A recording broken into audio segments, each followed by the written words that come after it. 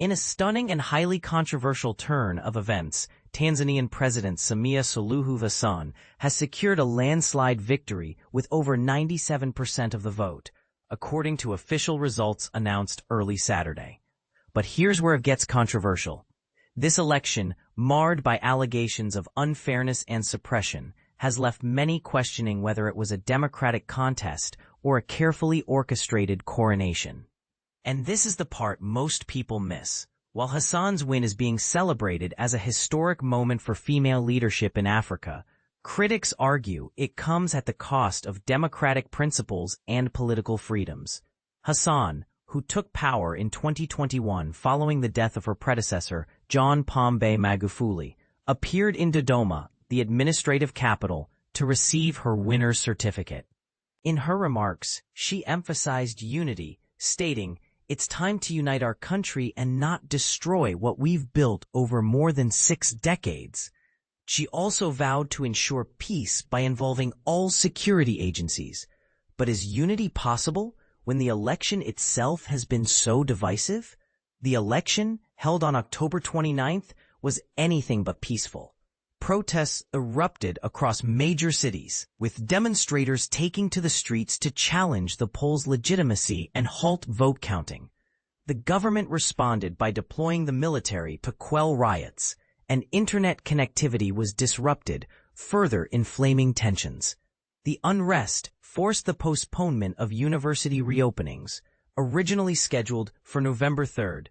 As of Saturday, a tense calm prevailed in Dar es Salaam, the commercial capital, with security forces patrolling the streets and checking identity cards.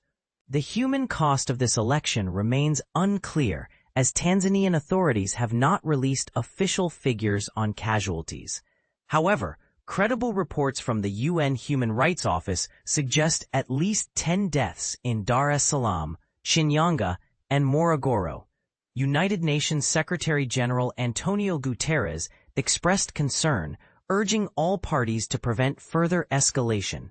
Meanwhile, the foreign ministers of the UK, Canada, and Norway condemned the large number of fatalities and significant injuries resulting from the security response to protests. The election's outcome has amplified concerns among critics and opposition groups who argue it was never a fair fight. Hassan's 2 main rivals, Tundu Lissu of the Chadema opposition group and Luhaga Mpina of the ACT Wazalendo group, were either jailed on treason charges or barred from running. Lissu, a vocal advocate for electoral reforms, has been imprisoned for months, while Mpina was prevented from participating altogether. With only 16 candidates from smaller parties in the race, many view Hassan's victory as inevitable rather than earned. For the ruling Chama Cha Mapinduzi (CCM) party, this election was about maintaining its decades-long grip on power in the face of rising opposition. CCM, which has ruled Tanzania since its independence from Britain in 1961, is deeply intertwined with the state and maintains ties with the Communist Party of China. Its orderly leadership transitions, every 5 to 10 years, have long been touted as a hallmark of stability, particularly among rural voters. However, critics argue that under Hassan, the party has taken an authoritarian turn, silencing dissent and defying youth-led democracy movements across the region. Is this the price of stability? While Tanzania has long been praised as an oasis of political calm in East Africa, rights groups like Amnesty International warn of a disturbing pattern of enforced disappearances, arbitrary arrests, and extrajudicial killings.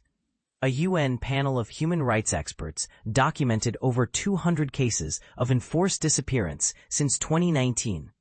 Expressing alarm at the pattern of repression ahead of the election, the International Crisis Group further noted an unprecedented crackdown on political opponents under Hassan's leadership, including bans on social media platforms and the silencing of critical voices through intimidation or arrest. As Hassan extends CCM's unbroken streak in power, the question remains, can a government that suppresses opposition and restricts freedoms truly claim to represent its people? And what does this mean for the future of democracy in Tanzania and beyond? What do you think? Is Hassan's victory a step forward for female leadership or a setback for democratic values? Share your thoughts in the comments. This is a conversation that needs to be had.